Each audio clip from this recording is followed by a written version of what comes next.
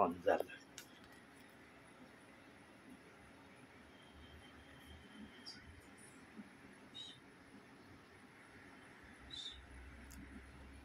माझ्याकडे करायचा महिमा बाळा. एक वचन काढूया संदेशाला सुरुवात करण्या अगोदर, कारण देव बापाने मला वचन दाखवले आज. मार्क शुभवर्तमान 1 अध्याय 17 वचन.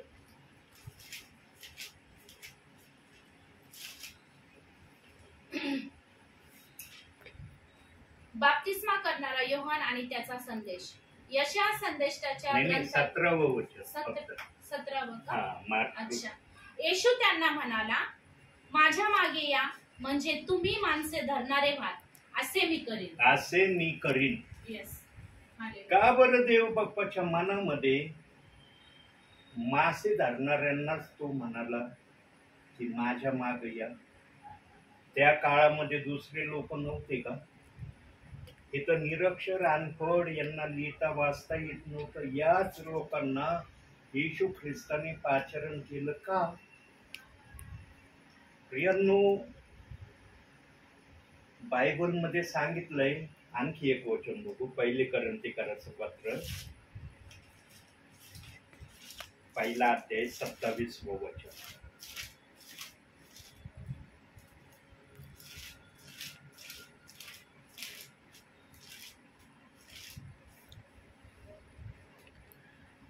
तरी ज्ञानास लाजवावे म्हणून देवाने जगातील जे मूर्खपणाचे ते निवडले, आणि जे बलवान ते लाजवावे म्हणून देवाने जगातील जे दुर्बळ ते निवडले. बस, या 12 जणांना निवडण्याचं कारण की जे ज्ञानी होते, जे अभ्यासक होते, जे परिपाठाप्रमाणे वागणारे होते, त्यांच्या समोर यांची कीर्ती देवाच्या नावाने कशी आहे हे प्रगट करण्यासाठी आणि यांच्या हातून जगाची उलटापालट देव बाप्पाने जे आपल्या समयात ठरवलं होतं ते करण्यासाठी यांना भूतलावर देव बाप्पाने माझ्या मागे या, म्हणजे मी तुम्हाला माणसे धरणारा बनवीन. तुम्ही आता मासे धरणारे, पण आता मासे धरणारे तुम्हाला मी स्टॉप करीत आहे. माझ्या मागे या, तुम्हाला मासे धरणारा. प्रियांनो, देवबाप जी पण योजना आपल्या मनामध्ये तयार करतो, त्या योजनेला देवबाप पूर्ण करायला सक्षम आहे. देव जो पण निर्णय घेतो ना, देव आपल्या निर्णयात कधी संशय आणत नाही. देव बिना संशयाचा एखाद्याला आपल्या राज्यात घेतो, पण जो राज्यात येतो तो राज्यात टिकेल का नाही हे त्या विश्वासणाऱ्यावर देवबाप सोडतो. म्हणून देवबाप म्हणला, जोपर्यंत तू माझ्या बरोबर राहशील तोपर्यंत मी तुझ्या बरोबर आहे. तू मला सोडून देशील, मी पण तुला सोडून जाईल. दिलंय ना वचनात काही ठिकाणी. पण देव बाप्पांनी कुठंच असं लिहिलेलं नाही वचनात की मी जाणून बुजून तुला सोडून देईन. जसं मी तुला आपल्या राज्यात घेतलं तसं मी तुला आपल्या राज्यातून काढून टाकीन. कुठंच पवित्र आत्म्याने हा शब्द प्रगट केलेला नाही. जो प्रभू बरोबर राहील, प्रभू त्याच्या बरोबर आहे, हे शब्द बायबल आम्हाला शिकवित आहे. त्यामध्ये पेत्राचं विशेष कारण आहे. 12 शिष्यांमध्ये पेत्र हा विशेष असा शिष्य आहे की ज्या शिष्याच्या द्वारे देव बाप्पाने मोठं कार्य केलं. पेत्राची सावली पडायची तर आजारी बरी व्हायची. आहे ना, लिहिलंय ना 4थ्या अध्यायामध्ये की आजारी लोक पेत्र येणाऱ्या रस्त्यावर काटा आणून ठेवायचे आणि पेत्राची सावली त्या आजाऱ्यांवर पडली की ते आजारी बरे व्हायचे. ज्या सेवकाच्या सावलीने जर आजारी लोक बरे होतात, मग त्या सेवकाच्या शब्दाने किती कार्य होईल.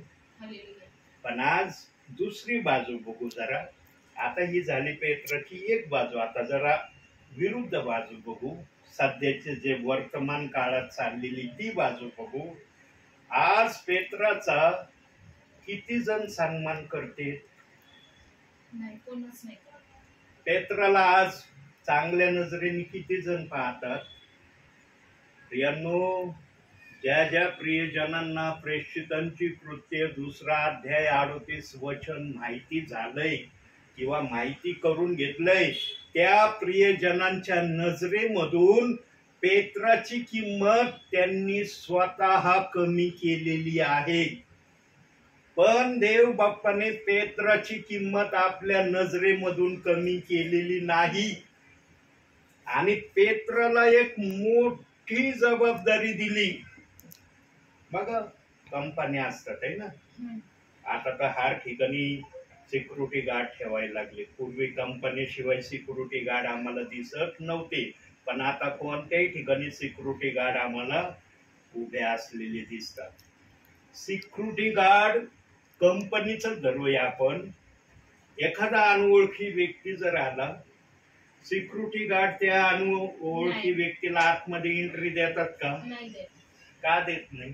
कारण तो अनोळखी असतो ना. अनोळखी. पण जो व्यक्ती कंपनीत आलेला असतो भेटायला अधिकाऱ्यांना, त्या व्यक्तीची ओळख शब्दशः त्या अधिकाऱ्यांबरोबर असल्याशिवाय तो व्यक्ती येणार का कंपनीमध्ये? सिक्युरिटीला याची कल्पना नसते, म्हणून तो थांबवतो आणि अधिकाऱ्यांना विचारतो फोन करून, असे असे ग्रहस्थ आलेत, त्यांना मी आतमध्ये पाठवू का? जर अधिकाऱ्यांनी फोनवरून सांगितलं त्यांना पाठवून द्या, मग सिक्युरिटी कुठली हरकत घेतात का? नाही. लगेच त्यांना आतमध्ये एंट्री करून देतात. प्रियांनो, जगिक जर नियम असा आहे तर देवाने आत्मिक पण नियम बनवलाय होय. आणि तो आत्मिक नियम आपण बायबल मधून बघू. आता हो. मत्ती शुभवर्तमान 16वा अध्याय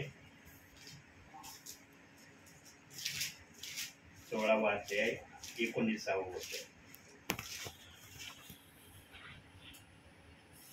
मी तुला स्वर्गाच्या राज्याच्या किल्ल्या देईन आणि पृथ्वीवर जे काही तू बांधशील ते स्वर्गात बांधले जाईल व पृथ्वीवर जे काही तू मोकळे करशील ते स्वर्गात मोकळे केले जाईल. बघा प्रियांनो, ज्या प्रियजनांना हे वचन समजल ना, त्याला पवित्र शास्त्र समजायला सुरुवात होईल. आज अनेक प्रियजनांना हे वचन समजतच नाही. अनेकांनी हे वचन अनेक वेळेस वाचलेलं आहे, पण या वचनामध्ये पवित्र आत्मा काय बोलतोय हे बुद्धी प्रगट करू शकत नाही. आत्म्याची भाषा प्रगट होण्यासाठी आत्मा पाहिजे. यांनो, आम्ही बायबल वाचन करणारे आहोत, चांगली गोष्ट आहे, पण आमच्या सोबत आत्मा बोलतो का? आज अनेक प्रियजन बायबल वाचत आहेत, पण त्यांच्या बरोबर आत्मा बोलत नाही.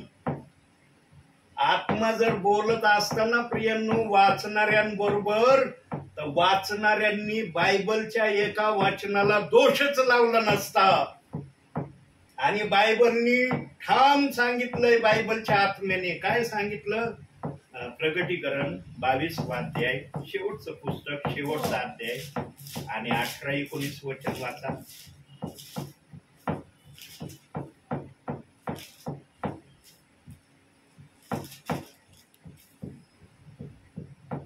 तिचा तट यास्पे रत्नाचा होता. नाही 22वा अध्याय, 21वा अध्याय, 22वा अध्याय नाही का, याच्यातून वाचा. किती आहे?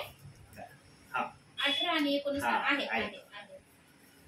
ह्या पुस्तकातील संदेश वचने ऐकणाऱ्या प्रत्येकाला मी निश्चयपूर्वक सांगतो की जो कोणी ह्यात भर घालील त्याच्यावर ह्या पुस्तकात लिहिलेल्या पिढ्या देव आणेल, आणि जो कोणी या संदेशातक वचनातून काही काढून टाकल्याचा या पुस्तकात वरलेल्या जीवन झाड व पवित्र नगरीतून देव काढून टाकील.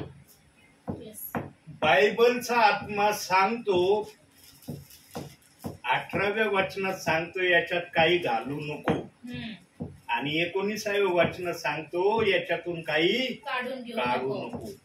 म्हणजे या बायबलच्या आत्म्याने या पवित्र शास्त्रात घालायची परवानगी दिली नाही आणि काढायची परवानगी दिलेली नाही. Yes. आणि जर घातलं याच्यात तर पिढ्या येतील, येस आणि जर काढलं तर तुम्हाला पवित्र मंदिरात म्हणजे स्वर्गात राहण्याची परवानगी नाही. नाही.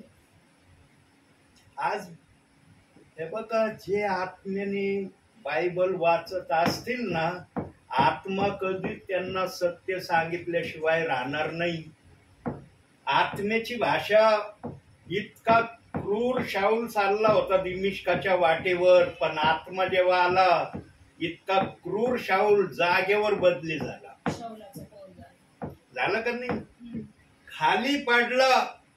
त्यानंतर त्याच्यामध्ये परिवर्तनाची प्रक्रिया सुरू झाली. हम्म. आणि मग अनन्य संदेश त्याने डोक्यावर हात ठेवून प्रार्थना करण्याच्या द्वारे ती प्रक्रिया समाप्त झाली. Yes, amen. सांगा, शाऊल जेव्हा परिवर्तित झाला त्यानंतर त्याने येशूचा धिक्कार केला, नाही येशूच्या लोकांना छळलं, नाही नाही लिहिलंय कुठं? नाही नाही शाऊला सारखं परिवर्तन ज्याच्या जीवनामध्ये होईल ना प्रियांनो, तो कधीच प्रभूच्या विरोधात वागणार नाही. येस आज अनेकांचं परिवर्तन आत्म्याप्रमाणे झालेलं नाहीये. म्हणून देवाला बोलावं लागलं, बोलवलेले पुष्कळ आहे, निवडलेले थोडे. निवडलेल्या प्रियजनांची पहिली ओळख आहे ते बायबलच्या कुठल्याच वचनाला दोष लावित नाही. कोणत्याच वचनाला ते बायबल मधून अनुस्वारापासून वेलेंटी पर्यंत आणि मात्रापर्यंत ते काढण्याची त्यांच्या मनामध्ये इच्छा होत नाही. पण जे कुणी बायबलच्या वचनाला दोष लावत आहे ते कुणाला दोष लावतात आज? देवाला. किती सोपी भाषा आहे. पण जेव्हा वर्तमान काळामध्ये वागायची जेव्हा घटिका येते ना, तेव्हा मात्र विश्वासणारा हे विसरून जातो आणि पेत्राला दोष देत बसतो. वचनात काय वाचलं ताईंनी? की जे काही तू स्वर्गात बांधशील ते पृथ्वीवर बांधलं जाईल जे आणि काही जे पृथ्वीवर बांधतील ते स्वर्गात बांधलं जाईल. बरोबर. प्रियांनो, आज पेत्राने सुवार्ता कुठं सांगितली? पृथ्वीवर सांगितली ना. म्हणजे पृथ्वीवर जे काय ऐकून जो कोणी तयार होईल त्याचं घर कुठं बांधलं जाईल? त्याचं घर स्वर्गात होईल. आणि जे काही पेत्राने स्वर्गात बनवलंय ते कुठं बांधलं जाईल? पृथ्वीवर बांधलं जाईल. एवढा मोठा अधिकार देणं साधं समजू नका प्रियांनो. पण आज पेत्राला कोणत्या नजरेतून विश्वासणारे पाहते, कोटपर्यंत पेत्राला विश्वासणारा दोष देत राहील प्रियांनो. आता प्रभूचं आगमन होणार आहे. होणार आहे ना? हो जायचंय ना स्वर्गामध्ये. हो प्रभू आल्यावर म्हणतात का, नाही प्रभू आम्हाला नाही यायचं स्वर्गात, आम्ही जरी तुझ्या नावात होतो ना पण आमची इच्छा नव्हती स्वर्गात येण्याची. म्हणून का कोणता विश्वासणारा? नाही अहो, प्रभूला पाहताच हार विश्वासणाऱ्याला असं वाटेल कधी प्रभूच्या सानिध्यात मी जाईल आणि प्रभू बरोबरने स्वर्गात घेतलं जाईल. उरता नातुरता विश्वासणाऱ्यांच्या मनामध्ये त्या समायला होणार आहे. परंतु प्रभू एकटा येणार नाही. त्यांनी पण सांगून ठेवलंय, मी एकटा येणार नाही, मी दूतासह येणार आहे. आणि प्रभू ज्या दूतांना जी आज्ञा देईल तेच प्रियजन उचलले जाणार आहेत. येस आमेन. ज्या दूतांना आज्ञा मिळणार नाही यांना उचलू नको, ते प्रियजन उचलले जाणार नाही. यांनो, उचलणे जाण्याच्या प्रक्रियेमध्ये तुम्ही असावे म्हणून देवाने मला आता या ठिकाणी दाखवलं. 3 ठिकाणी मी 3 परिवारात जाऊन आलेला दास आहे. प्रभूने पाहिलं मी 3 परिवारात गेलो का नाही. आणि आता मी ठरवलं होतं आता मी नीट घरी जाणार आहे. पण देव म्हणलं, नाही बाळा, तुला घरी नाही जाता येणार. एवढ्या लवकर तू घरी कधी जातच नाही. कस काय इतक्या लवकर जातो? तुला आणखी एक ठिकाणी जायचं.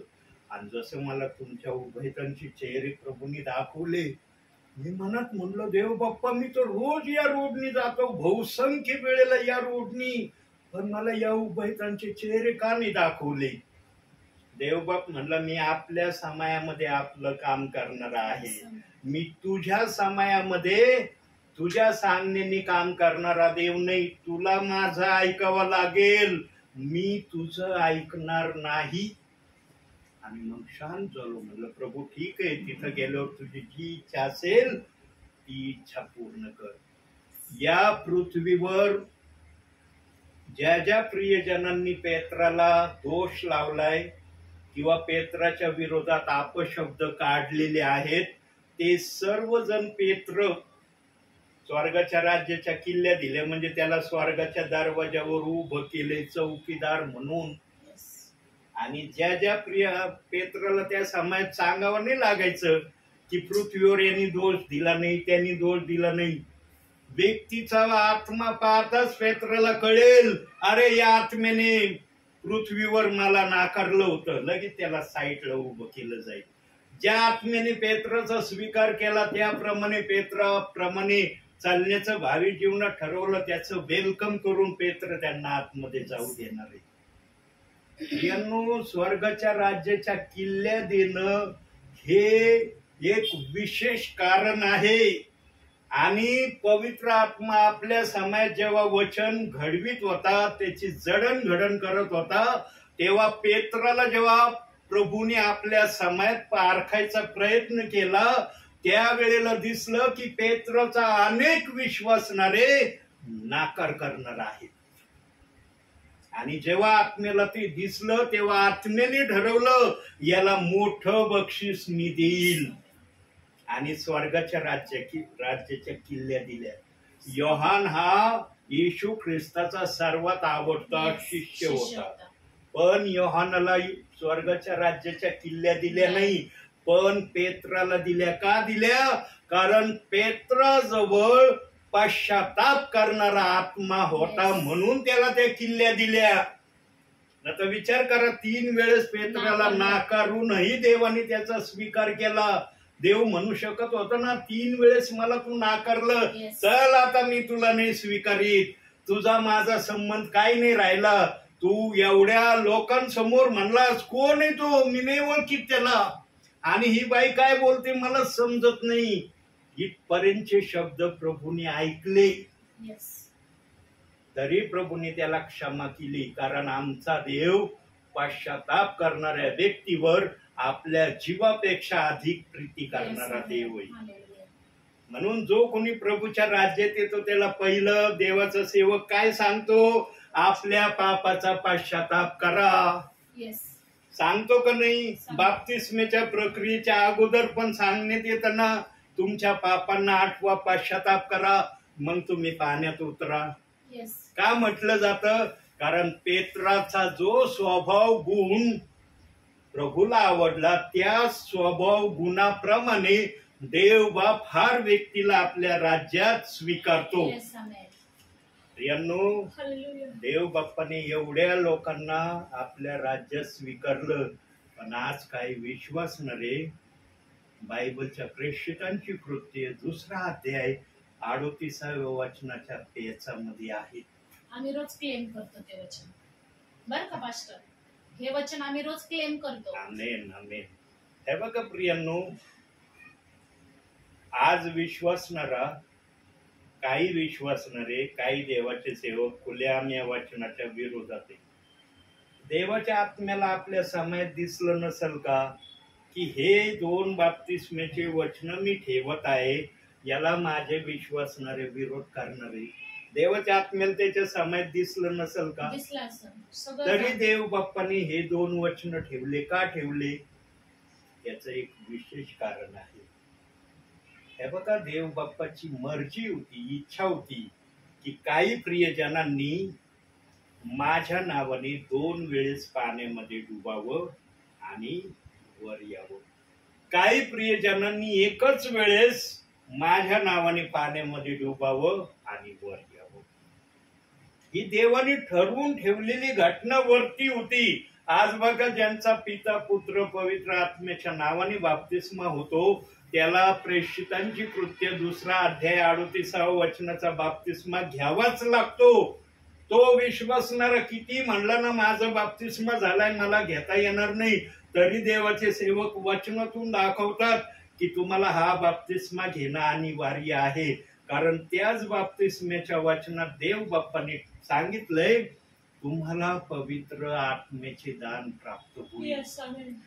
कोणाला पवित्र आत्मा नकोय आज? सगळ्यांना पाहिजे. पवित्र आत्म्यासाठी सर्व काही चाललंय ना. आता येशू ख्रिस्ताचा बाप्तिस्मा देखील काही जण म्हणतात पिता पुत्र पवित्र आत्म्याच्या नावाने येशू ख्रिस्ताचा बाप्तिस्मा झालाय. पण बायबल मध्ये तसा शब्द दिलाय का? योहानाने बाप्तिस्मा केला येशू ख्रिस्ताचा, पण योहान पिता पुत्र पवित्र आत्म्याच्या नावाने मी तुझा बाप्तिस्मा नाही. करतो आणि मग येशू ख्रिस्ताला पाण्यात डुबून वर काढले का? नाही नाही. स्वर्गातून देवदूत आला कबुतराद्वारे आणि तो म्हणाला का हा माझा परमपुत्र प्रिय मला आहे, अशी वाणी झाली. योहानाच्या मुखात योहान साक्षीदार उभा असताना देवदूत आत्मा म्हणला हा माझा परम प्रिय पुत्र आहे, याच्याविषयी मी संतुष्ट आहे. आणि योहान या वाक्याचा साक्षीदार आहे. आणि मग योहानाच्या मार्फत येशू ख्रिस्ताला पाण्यात डुबवण्यात Yes, आलं. yes. आणि मग कबुतरासारखा पवित्र आत्मा त्याच्यावर येशू आला. ख्रिस्ताच्या खांद्यावर आलेला आम्हाला दिसतो. Yes, yes. आता ज्या प्रियजनांनी पाहिलं म्हणून आम्हाला ती खूणगाठ आहे की येशू ख्रिस्ताच्या खांद्यावर कबुतरासारखा पवित्र आत्मा आला. Yes. पण प्रेषित 2:38 वचनाच्या बाप्तिस्मेच्या वेळेस आलाय का असा कबुतराचा नाही, काय काहीच आत्मा? नाही, काहीच नाही. प्रेषित 2:38च्या बाप्तिस्मेच्या वेळेस डायरेक्ट अग्नीची जीभ, अग्नी उतरून आलेला आहे. म्हणून योहान आपल्या सुवार्तेच्या काळामध्ये काय बोलला? मी तुमचा पाण्याने बाप्तिस्मा करतो, पण माझ्या मागून जो येतो तो तुमचा अग्नीने आणि बाप्तिस्मा पवित्र आत्म्याने बाप्तिस्मा. पवित्र आत्म्याने बाप्तिस्मा करील. आणि योहानाचे ते शब्द त्या ठिकाणी पूर्ण झाले. Yes. वचन कधी अधुरा राहत नाही प्रियांनो. येशू ख्रिस्ताने पण आपल्या सुवार्तेच्या काळामध्ये एक भविष्यवाणी केली होती. बघूया बायबल मधून योहान शुभवर्तमान 14वा अध्याय 16व वचन. हो. ही भविष्यवाणी येशू ख्रिस्ताने आपल्या सुवार्तेच्या काळात केली होती. किती वाजते? 14वा अध्याय 16व वचन.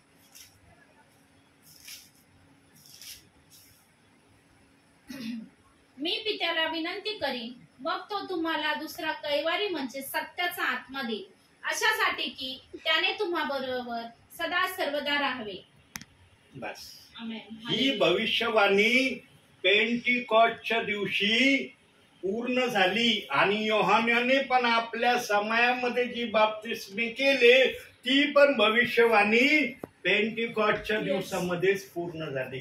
बघा, दोघाही व्यक्तीच्या भविष्यवाण्या पेंटिकॉस्टच्या दिवशी देव बाप्पाने पूर्ण केल्या. म्हणून हे बायबल पूर्ण आहे. Yes. म्हणून येशू ख्रिस्त पण वधस्तंभावर असताना म्हणला पूर्ण झाले. Yes, yes. येशू म्हणला का अधुरं राहिलंय काही? नाही नाही. तो पण बोलला सगळं पूर्ण झालंय.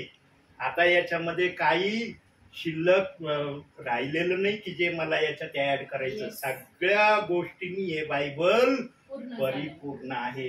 या परिपूर्ण बायबल मध्ये मनुष्याने आपल्या बुद्धीने डोकं लावून एका वचनाला दोष देत राहिले. कसं वाटत असेल देवाला? हं? अशा लोकांचं स्वर्गामध्ये वेलकम करीन का देव बाप? म्हणून का वेलकम, तुम्ही पृथ्वीवर फार सुंदररित्या माझ्या वचनाला दोष देत होते, तुमचं फार मोठं स्वागत मी करतो. होईल असं? सुधारण्याची हीच वेळ आहे प्रियांनो. म्हणून आमच्या येशूने त्या 2 चोरांना पण सुधारण्याची Yes, संधी yes. दिली. स्वर्गात येते आता. येशूला माहित नव्हतं का ते चोर कसे आहेत आणि काय आहे? माहिती होतं. हं? तरी येशू ख्रिस्तानी पाहिलं त्याच्याकडं, पण एका चोराला पाहणं कळलं, एकाला नाही कळलं. एकाला वाटलं काय नाही भाऊ, तू मरायच्या अवस्थेत आलाय, मी मरायच्या अवस्थेत आहे म्हणून बघतोय माझ्याकडे. अशा विचाराने त्या डावी कडेनी येशूचा नाकार केला. पण उजवी कडेला कळलं अरे हा तर जगाचा तारणारा आहे, निष्पाप आहे, यांनी कुठला अपराध केला नाही, इतका निरपराधी व्यक्ती माझ्या पापी माणसाकडे बघतोय, नक्कीच काहीतरी याच्या मनामध्ये आहे. मग तो म्हणतो ना, आजच तू माझ्या बरोबर सुख लोकात असशील. अहो, ज्याने जन्मभर वाईट काम केले, वाईट कृत्य केले, त्याला इतका पवित्र शब्द देव मुखात येऊ देईन का? जेव्हा तू आपल्या राजवैभवानी येशील तेव्हा माझी आठवण कर. इतका पवित्र शब्द इतक्या वाईट कृत्य करणाऱ्या व्यक्तीच्या मनामध्ये येऊ शकतो का? नाही. पण पवित्र आत्म्याने त्याला तो शब्द दिला. का दिला? कारण त्या चोराने पण येशू ख्रिस्ताकडे पाहिलं, पण त्या चोराचे डोळे येशू ख्रिस्ताला बोलत होते, माझ्याजवळ वेळ नाही, आता माझा प्राण निघणार आहे, तू माझ्याकडे पाहिलं, धन्यवाद. काय तुझ्या मनात आसन ते मला कळव. तेव्हा मग तो चोर Yes, बोलला. Hallelujah. पाहिल्यानंतर चोराने हे उद्गार काढले, पाहण्या अगोदर या चोराने उद्गार नाही काढले. लिहिलंय का बायबल मध्ये की त्या चोराने पाहण्या अगोदर उद्गार काढले येशू नाही. ख्रिस्ताकड? नाही. पाहिल्यावर काढले. येशूला दया आली. Yes. अरे हा पण माझ्याकडे पाहतोय, याला काहीतरी मी शब्द देतो. आणि मग तो शब्द त्याने दिल्यावर येशू म्हणला, या शब्दाचं उत्तर ऐकून जा, बिना ऐकता जाऊ नको. येशूनी पण ताबडतोब उत्तर दिलं आणि त्यानंतर त्या चोराने कधी आपला प्राण सोडला सांगता येणार नाही. आणि जे शब्द येशू बोलला त्या शब्दाप्रमाणे तो चोर आज त्या ठिकाणी आहे. Yes, amen. प्रियांनो, आमचा देव इतकी दया करणारा देव आहे. आज जे कुणी प्रेषित 2:38 वचनाच्या विरोधामध्ये बोलणारे आहेत ना, त्यांना शेवटची संधी प्रभू देत आहे. आता तरी या वचनाच्या विरोधात बोलणं Yes. सोडून द्या, पश्चाताप करा. हे देवाचं वचन आहे, हे मनामध्ये मान्य करा. तुम्ही याप्रमाणे चाला अगर नका चालू, पण हे देव बाप्पाचं वचन आहे, हे खोट्या संदेशाचं वचन नाही. आणि हे वचन ऐकणारा, हे वचन सांगणारा नरकात जाणारा आहे. हे जे तुम्ही इतके वाईट आणि भयंकर शब्द त्या शब्दाला जोडलेत ना वचनाला, हे काढून टाका. म्हणून देवाने वचन दिलं, याच्यात काही घालू नको, याच्यातून काही काढू नको. पण आजच्या विश्वासणाऱ्याने त्या वचनाला खोट्या संदेश त्याची उपमा, ओनली जीजसची उपमा, आणि हे वचन सांगणारा ऐकणारा नरकात जाणारा हे शब्दाने देवाच्या विरोधात बोलते. आणि केव्हापासून बोलू राहिले माहिती का? 2025 पासून हे शब्द अस्तित्वात आले. 2024 पर्यंत बायबलच्या वचनाप्रमाणे सर्व काही जगामध्ये चाललं होतं. पण 2025 जसं लागलं तेव्हा कोणत्या व्यक्तीने त्या वचनाच्या विरोधामध्ये असे अपशब्द काढले, या वचनाच्या विरोधात बोलला, तो व्यक्ती आज आम्हाला माहित नाही, पण देवाला माहित आहे ना. Yes. देवाच्या नजरेतून लपलाय का तो व्यक्ती? कधीच नाही. यांनो, ज्या व्यक्तीने या वचनाच्या विरोधात असे अपशब्द आणले, असा गलत विचार आणला, देव त्या व्यक्तीला सोडेल का? नाही. न्याय करेल. पण आज त्या व्यक्तीचा ऐकलेला शब्द मागच्या पिढीच्या लोकांनी तसाच घेतलाय. 2025 पासून हे 2024 चाललंय. अजून 5-6 महिन्यांनी, 7 एक महिन्यांनी नवीन वर्ष येणार आहे. हो. येणार आहे ना? हो. म्हणजे 100 वर्ष कंप्लीट होतील प्रेषितांची कृत्य 2 अध्याय 38 वचनाच्या विरोधात काही विश्वासणारे, काही देवाचे सेवक अपशब्द बोलत आहे. काय ते अपशब्द बोलणाऱ्यांमध्ये तुम्हाला पण सामील व्हायचंय का? नाही. देवबाप या ठिकाणी आलाय ना, विशेष कारणासाठी आलाय. प्रियांनो, देवबाप कुठंही आपल्या सेवकाला असंच पाठवित नाही. Yes. माझ्या ध्याना मनातही नव्हतं तुमच्याकडे येण्याविषयी. बघा, आल्याबरोबर सिस्टर म्हणले, ब्रदर तुम्ही माझ्या व्हॉट्सअपला जॉईंट आहेत. म्हणलं का नाही ताई तुम्ही हो. आल्याबरोबर? आणि माझे जे काही मेसेज रिलीज होतात ते मी सर्वांना पाठवतो. मी मेसेज पाठवण्यामध्ये कंजूसी करत नाही, कारण देवाचा आशीर्वाद, देवाने सांगितलं ना, फुकट द्या मी फुकट देतोय. पण प्रियांनो, आज जसं लाईक आणि सबस्क्राईब माझ्या नावाला व्हायला पाहिजे, तसं लाईक आणि सबस्क्राईब काही विश्वासणारे करत नाही. का करत नाही? कारण त्यांना त्या वचनाची ईर्ष्या मनामध्ये आहे ना. बाकी इतरांचं बघा, किती सबस्क्रायबर असतात, किती व्ह्यूवर्स असतात, पण माझ्या मेसेजला बघा किती व्ह्यूवर्स आहेत आणि किती सबस्क्रायबर आहेत. म्हणून जे खरं असतं ना, त्याला थोडेच जण चॉईस करतात. देवाचीच भाषा आहे ही. म्हणून देवाने पण वचनात सांगितलं, बोलवलेले पुष्कळ आहे, निवडलेले थोडे. पण आज जो तो म्हणतो मी निवडलेला आहे. कुणीच म्हणत नाही मी बोलवलेला आहे. म्हणलं तुम्ही कोण आहेत ब्रदर? मी निवडलेला आहे बाबा. निवडलेला कोण आहे, बोलवलेला कोण आहे? देव बाप्पाने आपल्या वचनातून दाखवलंय. जो कोणी बायबलच्या वचनाला दोष लावित नाही, तो प्रियजन निवडलेला आहे. निवडलेल्या प्रियजनाची पहिली खूण ही आहे, तो बायबलच्या कोणत्याच वचनाला दोष लावित नाही. कारण हे बायबलचं आत्मा जेव्हा वचन लिहित होता, घडवित होता, तेव्हा आत्म्याने हे ठाम शब्द बायबलमध्ये ठेवले की याला कुणी दोष लावू नये. पण आज किती जण दोष लावण्याविना आहेत. प्रेषितांची कृत्य 2 अध्याय 38 वचन काढलं की काही प्रियजनांच्या मनामध्ये काय सुरू होतं त्यांनाच कळतं. त्यांना इतका तिरस्कार करण्याचं काय त्या वचनामध्ये दिलंय? काय असा तिरस्काराचा शब्द देवाचा आत्मा पेत्राच्या मुखातून बोलला? पश्चाताप करा म्हणला, पापाची क्षमा मागा म्हटला आणि येशू ख्रिस्ताच्या नामाने बाप्तिस्मा घ्या. पवित्र आत्मा तुमचं वेलकम करायला तुमच्याकडे येईल. त्याच्या पुढे आहे का त्या वचनात काही लिहिलेलं?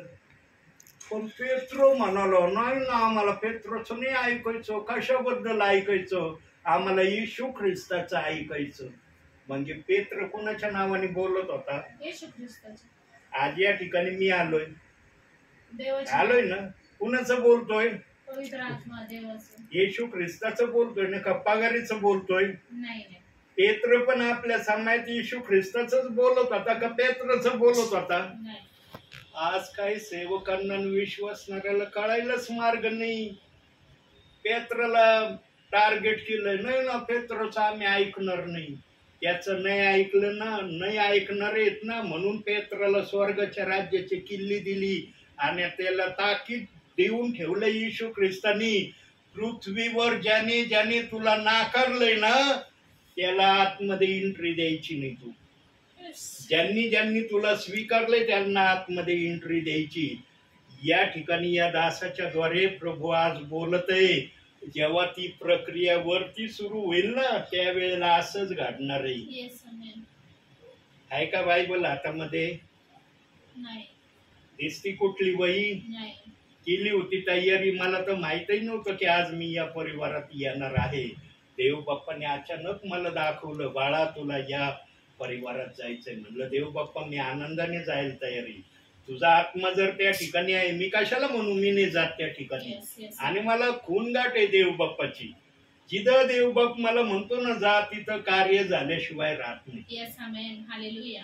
हे बघा, आमच्या बहिणीला जस्ट मी येण्या अगोदर काही सेकंदामध्ये फ्रेश वाटलं ना. तर अगोदरची परिस्थिती काय होती बहिणीने सांगितली मला. प्रियांनो, जेव्हा देवाचा आत्मा एंट्री करतो ना, सगळ्या प्रॉब्लेम दूर करतो. आमच्या बहिणींना जर त्रास असता, बहिणींनी वचन ऐकलं असतं का?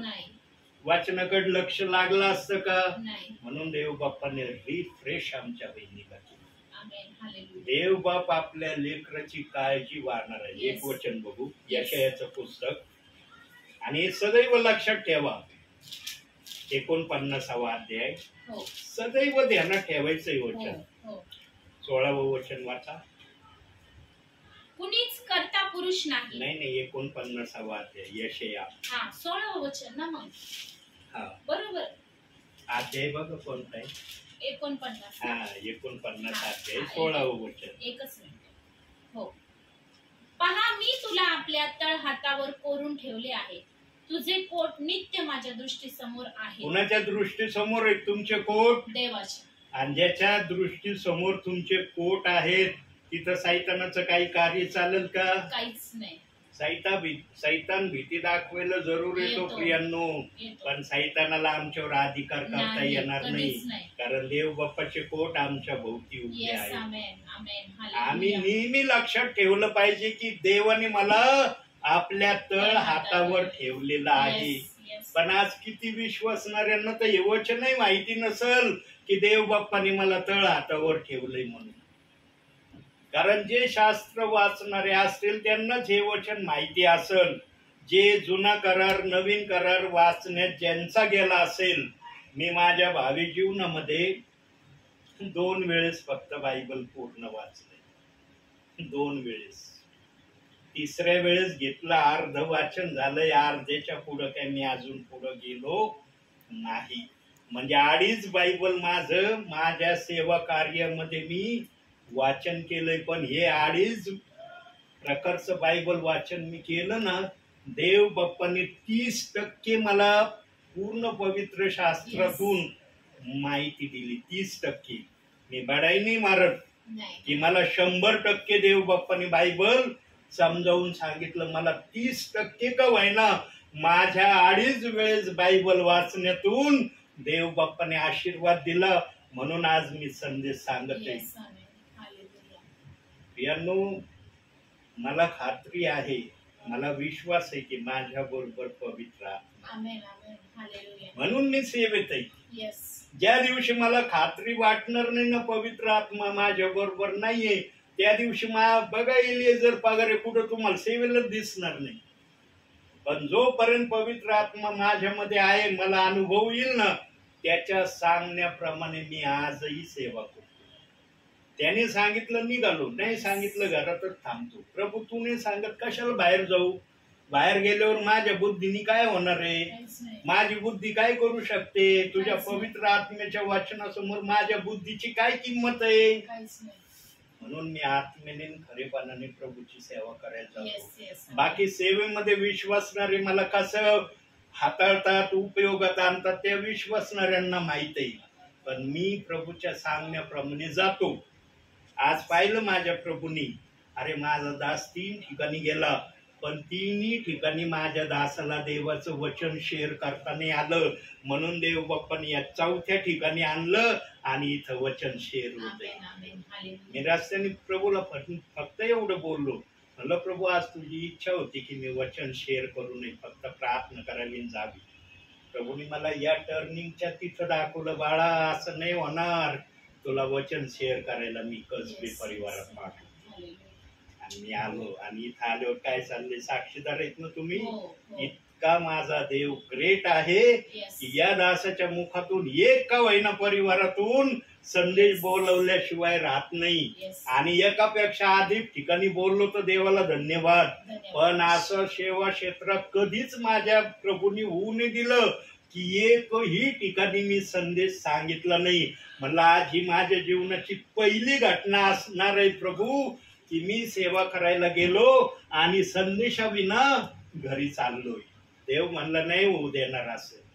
तू माझ्या गौरवासाठी धावतोस ना, तू स्वतःच्या गौरवासाठी धावत नाही ना. माझं गौरव मी कुठं ना कुठं करून घेणारच. आणि ते गौरव प्रभूंनी इथं निवडलं. किती धन्य ना आशीर्वादित आहेत प्रियांनो तुम्ही. म्हणून तुम्हाला मी विचारलं मी येणार आहे, तुम्हाला माहिती होतं का? तर तुम्ही म्हणलं नाही. ब्रदरांना म्हणलं, ब्रदरही म्हणले नाही. प्रियांनो आज हा दास आत्म्याने येतोय.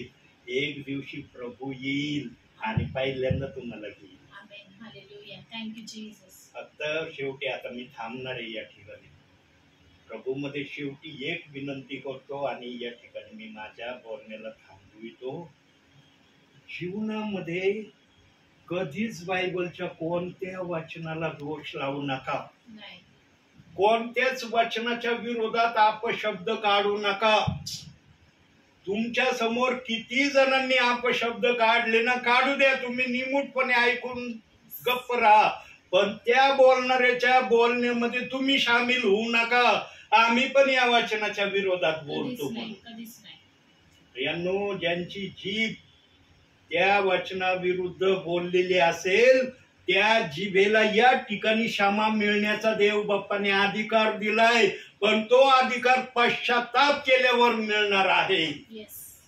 जर एखाद्या जिभेने त्या वचनाच्या विरोधात अपशब्द बोलले आणि त्या जिभेने जर पश्चाताप केला नाही, त्या जिभेचा वरती इन्साफ न्याय Yes. होणार. हिशोब होणार. म्हणून या अंतिम समयात या दासाच्या द्वारे अनेक परिवारांना देवबाप भेटी Yes, देतोय. yes, amen, आणि amen. त्यांना या वचनाच्या विरोधात तुम्ही कोठवर बोलणार, कोठवर या वचनाला दोष देत राहणार. आता तरी दोष देणं थांबवा, कारण प्रभू येत आहे. Yes, amen. त्या Hallelujah. वचनाच्या विरोधात जे काही बोललं त्याची क्षमा प्राप्त करा. म्हणून पेत्र पेंटिकॉस्टच्या दिवशी म्हणला, पश्चाताप करा, तुमच्या पापाची क्षमा व्हावी. Yes. म्हणून येशू ख्रिस्ताच्या नामाने बाप्तिस्मा घ्या. हे पेत्राने काही गलत सांगितलं का? नाही. आज ऐकायला तयार नाही घेणार आम्ही. प्रियांनो, ज्यांना हे वचन ऐकवलं जाईल त्यांना गोल्डन आणि सुवर्ण संधी आहे. Yes, amen. पण ज्यांना हे वचन ऐकवलं जाणार नाही त्यांच्यासाठी प्रभूने काय प्रक्रिया ठेवलेली आहे वरती, ते प्रभूला माहित आहे. Yes. मी कशाला माझ्या मनाने काही सांगू नाही. की प्रभूच्या मनात काय प्रक्रिया आहे. पण ज्यांना हे वचन सांगितलं जात आहे आणि जे कुणी हे वचन ऐकून त्याप्रमाणे करत नाही त्यांचा न्याय कोण करणार आहे? परमेश्वर. बघा, एक वचन बघू. देवबाप एक वचन दाखवतोय मला. योहान 12वा अध्याय, 12वा अध्याय शेवटचं वचन. हो. 12वा अध्याय 48व वचन वाचा. हो.